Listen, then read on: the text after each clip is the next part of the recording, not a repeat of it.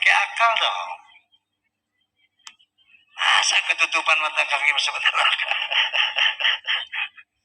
Nah, akal nggak sih? Mata kaki ketutupan kain masuk neraka? Pakai akal dong sayang. Pakai akal dong. Masa ketutupan mata kaki masuk neraka? Saudaraku tercinta, ma'asyiral muslimin rahimakumullah. Beberapa waktu yang lalu saya sudah tayangkan, sampaikan masukan untuk Bang Roma mengenai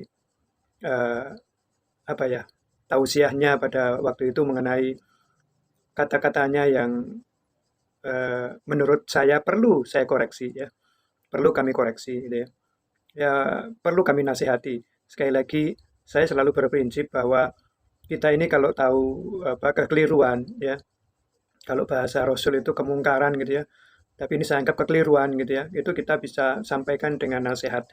Yang paling baik itu kalau kita punya kekuasaan dengan kekuasaan, yang kedua itu kalau kita ini dengan nasihat, dengan lisan kita bisa sampaikan dengan lisan. Lalu disampaikan juga minimal itu kalau kita tidak bisa menyampaikan dengan lisan itu mengingkari di dalam hati. Ini barulah dikatakan sebagai seorang mukmin. Jadi kalau kita tidak mengingkari, justru mengiyakan suatu kesalahan, berhati-hatilah, jangan sampai kita nanti tidak atau bertentangan dengan apa yang Rasulullah sampaikan, bahwa mukmin yang baik, ya itu adalah yang menyampaikan nasihat. Lalu kalau tidak bisa menyampaikan nasihat, ya tidak mampu menasihati, pakailah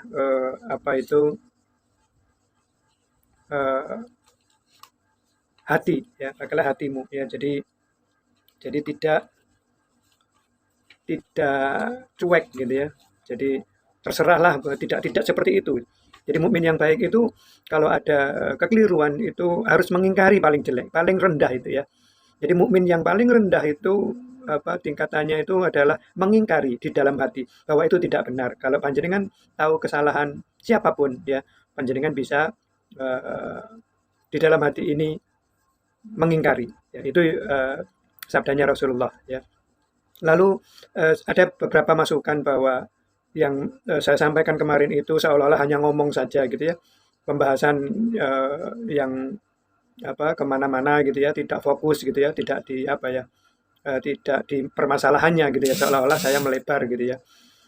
Perlu saya sampaikan bahwa sebenarnya tidak melebar ya, hanya saya menegaskan di situ bahwa apa yang disampaikan Bang Roma itu mengenai masa iya sih gitu ya, pakai akal dong gitu ya. Kalau kain menutupi mata kaki masuk neraka gitu ya. Jadi malah di situ sambil tertawa-tawa gitu ya. Dan ini tidak patut ya. Sekali lagi saya ingatkan kepada panjenengan, saya nasihati kepada panjenengan siapapun. Insya Allah termasuk diri saya juga, saya nasihati juga agar kalau panjenengan ini diberitahu tentang riwayat dari Rasulullah Muhammad SAW, tentang hadis-hadis dari Rasulullah, jangan pernah panjenengan ini mengolok-olok ya, hati-hati. Sekali lagi hati-hati ya. Jadi mukmin yang baik harusnya setiap apa yang disampaikan Rasulnya itu menaatinya ya.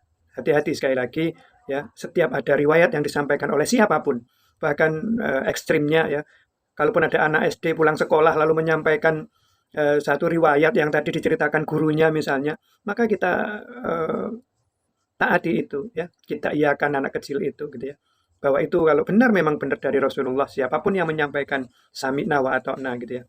Baik, coba saya beberapa hadis-hadis maupun dari Al-Quran akan saya sampaikan beberapa hadis ya, atau beberapa keterangan dari Al-Quran ya. Ini dari surat An-Nur ya, insya Allah ayat 51. Hanya ucapan orang-orang beriman, yaitu ketika mereka diajak menaati Allah dan Rasul-Nya, agar Rasul-Nya tersebut memutuskan hukum di antara kalian, maka mereka berkata, Sami'na wa ata'na, kami telah mendengar hukum tersebut dan kami akan taati. Merekalah orang-orang yang beruntung. Nah, kalau kita mendengar sabda Rasulullah ya, Jadi jangan jangan terus seperti mengolok-olok terus malah tertawa-tawa gitu ya. Masa iya sih begitu gitu, masa iya, bukan begitu. Ya, ini nasihat saya ya kepada semuanya lah, ya termasuk diri saya sendiri. Ya, berusahalah apa yang disampaikan Rasulullah kita dengarkan serius. Ini yang menyampaikan Rasulullah hanya kebetulan dari lisan-lisan yang barangkali dari orang-orang yang tidak panjenengan sukai. Ya, jadi kalau ada apa riwayat dari orang yang tidak panjenengan sukai, seolah-olah itu keliru gitu loh. Lalu panjenengan olok-olok. Mari saya nasihatkan, jangan begitu, ya. Jadi kalau sudah ada Rasulullah sampaikan, ini berarti hukum-hukum kan tadi. Jadi kita menaati hukum-hukum yang sudah disampaikan oleh Rasulullah. Semua yang disampaikan Rasulullah itu adalah hukum-hukum, syariat-syariat yang harus kita patuhi gitu loh, ya. Jadi mari saya nasihatkan sekali lagi, jangan mengolok-olok kalau ada riwayat, kalau ada sabda Rasulullah Muhammad SAW. Yang berikutnya, dari hadis riwayat Muslim, ada 3 jenis manusia yang tidak akan diajak bicara oleh Allah pada hari kiamat. Ya, ini 3 orang ya. Tidak dipandang dan tidak akan disucikan oleh Allah. Mereka bertiga mendapatkan siksaan yang pedih. Itulah laki-laki yang isbal. Nah, bayangkan, tidak dipandang oleh Allah, tidak disucikan oleh Allah. Ya, mereka bertiga mendapat siksaan yang pedih. Ya, itulah laki-laki yang isbal. Isbal, kainnya menutup mata kaki, itu maksudnya isbal. Ya, orang mengungkit-ungkit sedekah dan orang yang melariskan barang dagangannya dengan sumpah palsu. Itu ada 3 itu. Ya, yang mengungkit-ungkit sedekah, yang melariskan barang dagangan dengan sumpah. Ya, tapi saya tidak membahas tentang itu apa yang sumpah untuk melariskan dagangannya ya. Tapi yang kita permasalahkan adalah isbal ya. Lalu riwayat selanjutnya dari Ibnu Majah ya. Aku melihat Rasulullah Shallallahu Alaihi Wasallam mendatangi kamar Sufyan bin Abi Sahal. Lalu beliau berkata, wahai Sufyan, janganlah engkau isbal, karena Allah tidak mencintai orang-orang yang musbil. Jadi Allah tidak cinta dengan orang-orang yang isbal, yang menutup mata kakinya. Ya, ini dalil, ini riwayat dari Rasulullah, bukan kata saya. Jangan panjenengan mengolok-ngolok kalau sudah ada seperti ini. Kemarin saya kan disampaikan seolah-olah saya ngomong asal ngomong gitu ya, tidak menyampaikan dalilnya, ngomong ke sana kemari seolah-olah yang saya sampaikan kemarin. Ya, karena saya hanya mengomentari komentarnya Bang Roma. Bang Roma itu mengolok-ngolok hadis yang mengatakan isbal itu masuk neraka. Lalu Bang Roma nyampaikan masuk akal nggak sih gitu ya, bahwa mata kaki tertutup kain itu masuk neraka gitu ya. Kan saya sampaikan itu sabda Rasulullah gitu ya. Memang tidak saya bawakan hadis-hadisnya ya. Cuma maksud saya kemarin itu hanya saya sampaikan bahwa itu keliru Bang Roma itu. Ya, jangan pakai akalnya saja gitu. Masuk akal enggak sih? Bukan begitu. Karena itu sabdanya Rasulullah saya sampaikan. Cuman teman-teman ya, saudara-saudaraku muslim itu menanyakan mana hadisnya gitu ya. Mana riwayat-riwayatnya ya. Jangan asal komentar saja gitu ya seolah-olah. Makanya saya berikan ini dalil-dalilnya ya. Jadi saya tidak hanya asal menyampaikan. Selanjutnya hadis riwayat Muslim. Aku Ibnu Umar di sini ya, pernah melewati Rasulullah Shallallahu Alaihi Wasallam sementara kain sarungku terjurai sampai ke tanah. Beliau pun bersabda, "Hai Abdullah, naikkan sarungmu." Aku pun langsung menaikkan kain sarungku. Setelah itu Rasulullah bersabda, "Naikkan lagi." Berarti ini kurang naik ya. Makanya Rasulullah sampaikan, naikkan lagi. Dinaikkan sedikit ya. Lalu suruh naikkan lagi. Lalu aku naikkan lagi. Sejak itu aku selalu menjaga agar kainku setinggi itu. Lalu ada beberapa orang yang bertanya, sampai di mana batasnya? Ibnu Umar menjawab, sampai pertengahan betis. Tuh. Bahkan kainnya itu sampai pertengahan betis. Coba, tidak hanya menutup mata kaki. Jadi Rasulullah sampaikan, karena menutup mata kaki malah menjuntai agak ke tanah begitu ya, suruh naikkan lagi sampai di mana? Sampai di betis, di pertengahan betis itu ya. Itu yang disampaikan oleh Ibnu Umar, Abdullah Ibnu Umar ini ya. Yang lain lagi, ya, dari hadis riwayat Abu Daud, ya. Janganlah kalian mencela orang lain. Janganlah kalian meremehkan kebaikan sedikit pun, walaupun itu hanya dengan bermuka ceria saat bicara dengan saudaramu. Itu saja sudah termasuk kebaikan. Dan naikkan kain sarungmu sampai pertengahan betis. Sekali lagi, dan naikkan kain sarungmu sampai pertengahan betis. Kalau engkau enggan, maka sampai mata kaki. Jauhilah isbal dalam memakai kain sarung, karena isbal itu adalah kesombongan. Dan Allah tidak menyukai kesombongan. Nah, isbal itu sendiri itu sudah kesombongan gitu loh. Terus panjenengan enggak, nanti kan pakai akal lagi nih. Ya, panjenengan pengagum akal tuh pakai akal lagi. Masa saya kan nggak sombong ini, gitu lah. Padahal isbal itu sendiri sudah kesombongan kan di sini. Mau direkayasa seperti apa lagi ini pernyataan ini? Ya, bahwa karena isbal itu kesombongan dan Allah tidak menyukai kesombongan, gitu loh. Ya, mau dicerna bagaimana ini hadis ini, riwayat ini ya. Rasulullah yang sampaikan. Jadi kalau kain sarung kita itu isbal menutupi mata kaki, itulah kesombongan gitu loh. Jadi bukan dibolak-balik, kalau nggak sombong nggak apa-apa gitu kan.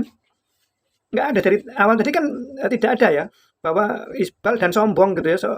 Isbal sombong nggak boleh, kalau nggak sombong nggak apa-apa. Nggak ada kan hadisnya tadi. Ya, jadi justru isbal itulah kesombongan gitu loh. Mari pahami ini ya.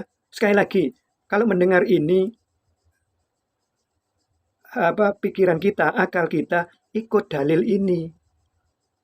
Bukan akal kita terus nyanggah lagi gitu loh. Ini yang selalu saya ingatkan. Jangan suka menyanggah.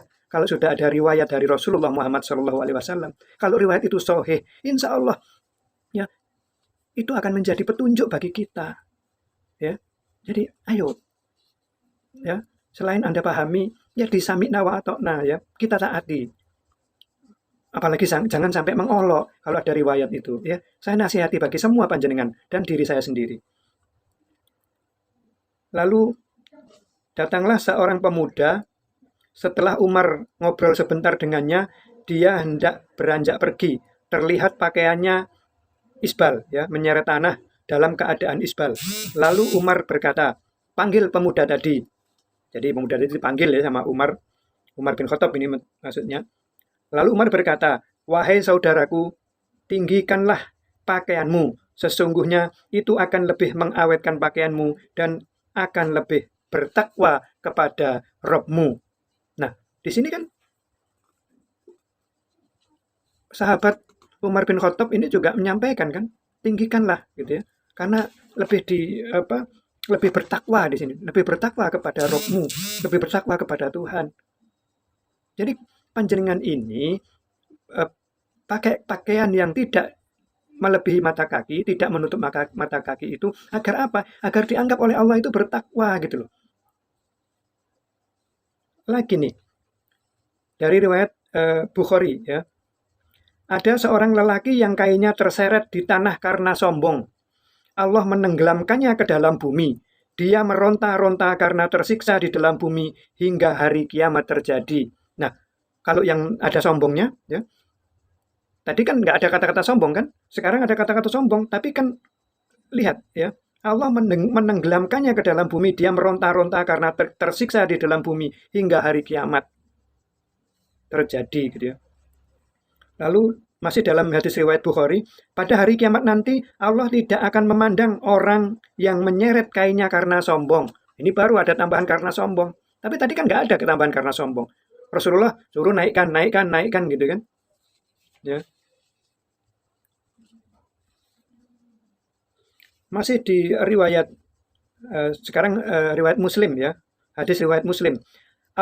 Dari Ibnu Umar radhiyallahu anhuma, Rasulullah shallallahu alaihi wasallam bersabda, Allah tidak akan melihat kepada orang yang menyeret pakaiannya dalam keadaan sombong. Nah, ini ada tambahannya sombong. Ya. Jadi kalau tadi itu isbal saja kan sudah keliru ya. Apalagi sekarang ada sombongnya gitu ya. Ini kan lebih keliru lagi gitu loh. Jadi nggak ada kata sombong saja sudah keliru, sudah salah. Ya, sudah tidak disukai oleh Allah. ya. Allah tidak mau memandang wajahnya nanti gitu kan. Lalu dari hadis riwayat Muslim masih dari Ibnu Umar radhiyallahu anhuma juga Rasulullah shallallahu alaihi wasallam bersabda, sesungguhnya orang yang menyeret pakaiannya dengan sombong, Allah tidak akan melihatnya di hari kiamat. Tuh, kalau ada tambahan lagi yang karena sombong, ya.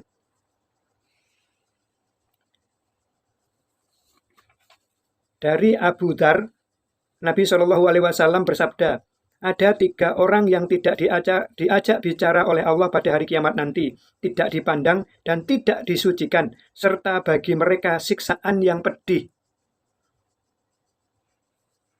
Ya, jadi 3 orang yang tidak diajak bicara oleh Allah nanti. Ya, mereka sangat celaka dan merugi. Lalu sahabat bertanya, siapa mereka ya Rasulullah? Ini sama dengan yang pertama tadi. Rasulullah menjawab, mereka adalah orang yang isbal, orang yang suka mengungkit-ungkit pemberian, dan orang yang melariskan dagangannya dengan sumpah palsu. Ya, jadi ini kan tidak ada kata sombong ini ya, isbal gitu aja ya. Jadi mereka orang yang isbal, orang yang mengungkit pemberian, orang yang melariskan dagangan dengan sumpah palsu. Sama dengan yang pertama, hanya ini dari riwayat Muslim. Ya, tadi sudah saya sampaikan. Jadi ini isbal tidak ada apa disampaikan dengan sombong dan sebagainya ya. Mereka hanya isbal saja ya. Jadi itu nampaknya ini ada lagi dari riwayat Bukhari dan Abu Hurairah. Dari Abu Hurairah, Rasulullah Shallallahu alaihi wasallam bersabda, busana yang melebihi 2 mata kaki pemakainya di dalam neraka. Tuh, kan apa ya? Jadi ini kan sabdanya Rasulullah. Betapa mudahnya sih kita hanya mengikuti saja gitu. Kalau panjenengan belum bisa melakukan ya itu perkara lain ya.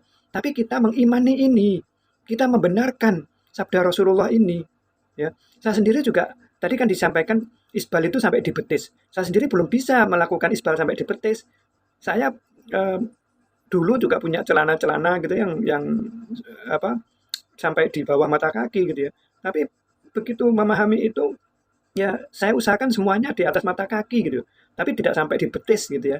Karena saya sendiri juga belum mampu di betis. Tapi kalau tadi mestinya yang bagus kan di betis gitu ya.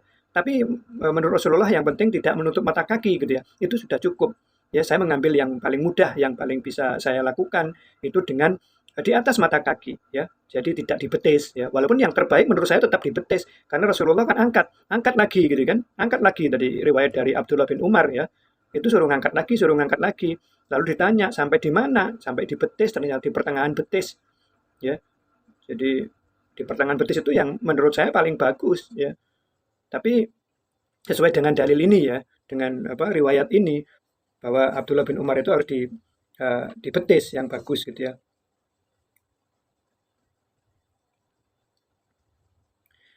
Ada lagi, saya pernah mendengar bibi saya menceritakan dari pamannya yang berkata, ketika saya sedang berjalan di kota Madinah, tiba-tiba seorang laki-laki di belakangku berkata, angkat kainmu, karena itu akan lebih bersih.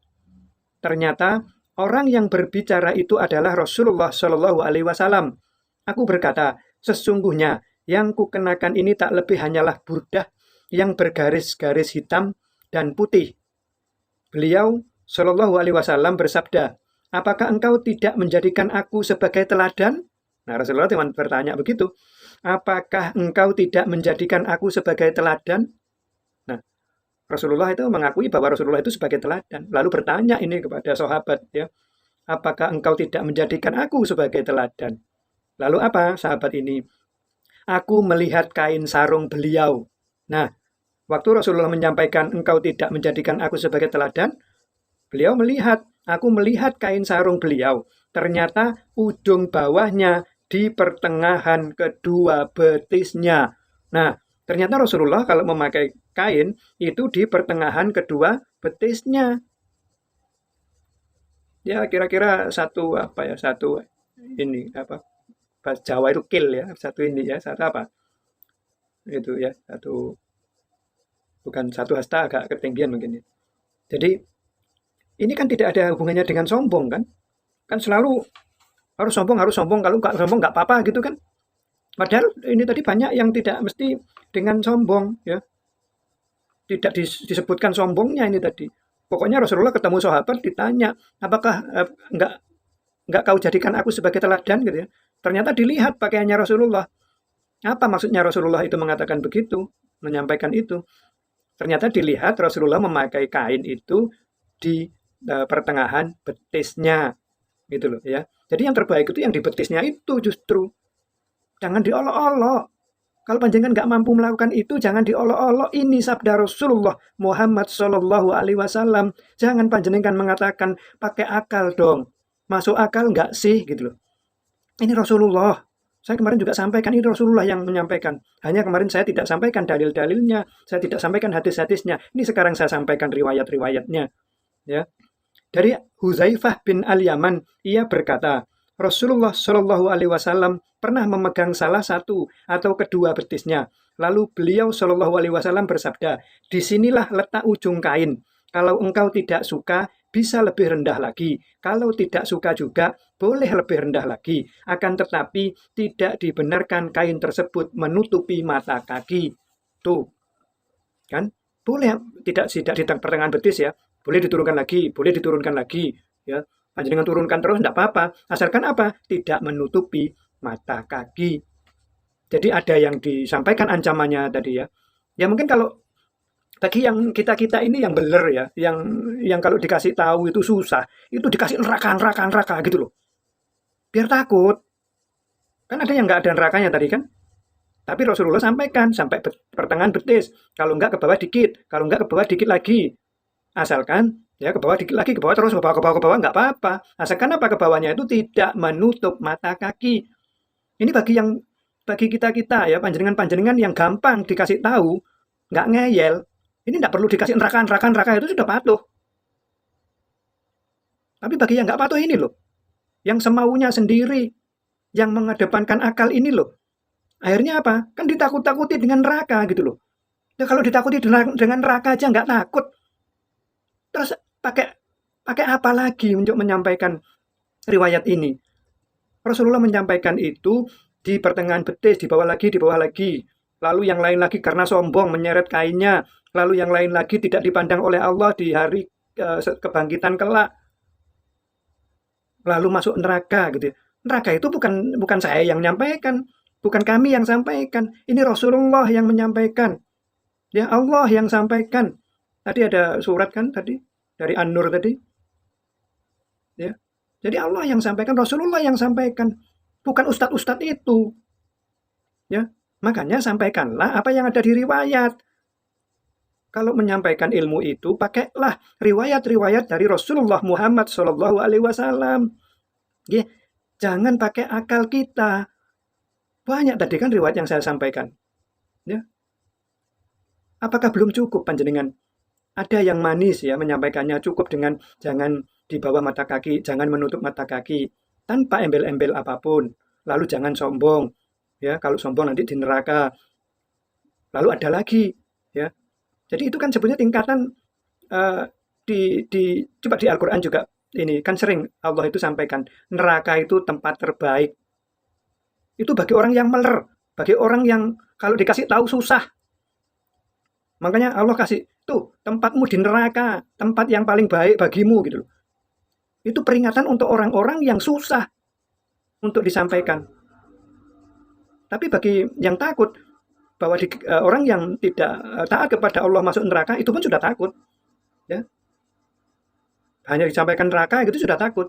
Tapi yang belum takut, Allah ditambahkan lagi, neraka jahanam, neraka yang apinya menyala-nyala. Biar takut. Neraka yang apinya bergejolak, biar takut. Karena Al-Quran ini, ya, walaupun dikatakan sebagai petunjuk, tapi dia juga sebagai peringatan. Al-Quran itu cuma peringatan. Neraka iya, neraka iya. Al-Quran itu sering mengucapkan neraka. Ya. Neraka itu tempat terbaik. Nah, tempat kembali terbaik. Bagi siapa? Orang yang sudah terlalu dikasih tahu tidak bisa. Akhirnya Al-Quran nyampaikannya neraka tempat terbaik. Padahal kan tempat terjelek itu. Tapi di Al-Quran juga disampaikan neraka itu seburuk-buruknya tempat gitu loh. Ada yang cuma neraka begitu saja kan. Coba panjenengan lihat itu di Al-Qur'an. Kan neraka itu tidak hanya disampaikan neraka toh. Tidak hanya neraka gitu saja. Ada yang cuma neraka gitu aja, jahanam, nar gitu aja. Tapi ada neraka yang apinya bergejolak, ya. Neraka yang digambarkan menakutkan, agar juga kita takut. Tapi juga ingat, di Al-Qur'an itu juga disampaikan berita-berita gembira. Untuk siapa? Untuk kita-kita mukmin, kita-kita yang patuh, kita-kita yang taat, kita-kita yang mendengar dan taat. Setiap dibacakan riwayat, mendengar dan taat. Setiap dibacakan Al-Qur'an, mendengar dan taat. Ya, saya agak panjang lebar menyampaikannya memang agar panjenengan paham. Lalu bukan berarti saya neraka-nerakakan orang, tidak. Kalau itu disampaikan oleh Al-Qur'an neraka, ya kita sampaikan neraka. Kalau disampaikan oleh Al-Qur'an itu surga, ya kita sampaikan surga, gitu ya. Kalau surga semuanya indah, ya, bahasa Allah itu dalam Al-Qur'an semuanya indah, ya. Tempat terbaik kita kembali, di sana Allah memberikan semuanya buah-buahan yang kalau kata sabdanya Rasulullah itu, apa yang kita bayangkan di surga itu tidak akan pasti keliru kita membayangkan surga itu, ya. Betapa indahnya, betapa nikmatnya, ya, di surga itu. Bahkan kita juga diiming-imingi oleh Allah. Kalau nanti ke surga, salah satu kenikmatan yang akan diberikan Allah itu adalah kita melihat wajah Allah di surga. Nah, itu kan satu kenikmatan. Satu berita gembira. Allah memberikan berita gembira. Mari kita ambil yang berita gembiranya ini. Agar apa? Kita juga mau, ya, mendengar dan taat apa kata Rasulullah, apa kata Allah dan Rasulullah Muhammad SAW. Ya. Jadi tidak mau kita sendiri. Ya. Sekali lagi, neraka dan surga itu adalah kuasa Allah. Semuanya kehendak Allah. Tapi kita berusaha, ya, panjenengan dan saya berusaha agar bagaimana kita mendapatkan berita gembira dari Allah bahwa kita bisa bersama-sama berkumpul bersama Rasulullah Muhammad SAW di surganya Allah dengan ridho dan rahmat Allah Subhanahu wa Ta'ala. Semoga bermanfaat, ya, dan ini penjelasan saya yang saya sampaikan, ya, mengenai isbal, ya. Kenapa ke neraka, ya. Jadi bukan vonis panjenengan masuk neraka, sekali lagi bukan. Tapi saya hanya berusaha, panjenengan yang keliru-keliru, saya berusaha untuk menasihati panjenengan agar menjadi benar, bukan menyalah-nyalahkan, tapi saya berusaha membuat benar. Dengan apa? Dengan semua yang disampaikan oleh Rasulullah Muhammad SAW melalui sunnah-sunnahnya, semampu yang saya ketahui, semampu yang bisa saya sampaikan. Karena pasti yang saya sampaikan itu ada kurang, ada lebihnya, ya. Tapi insya Allah dengan niatan baik, ya, sekali lagi dengan niatan baik, kita, panjenengan yang mendengarkan, saya yang menyampaikan, sama-sama mendapatkan pahala dari Allah Subhanahu wa Ta'ala. Dan insya Allah kita mohon pahala yang melimpah, pahala yang berlimpah ruah, ya, agar kita nantinya juga bisa mendapatkan syafaat Allah, syafaat Rasulullah, syafaat dari siapapun yang diperkenankan Allah untuk memberikan kita syafaat, dan kita pun memohon kepada Allah juga bisa memberikan syafaat sesuai dengan yang dikehendaki oleh Allah Subhanahu wa Ta'ala. Demikian, mohon maaf, terima kasih. Wallahu alam. Wassalamualaikum warahmatullahi wabarakatuh.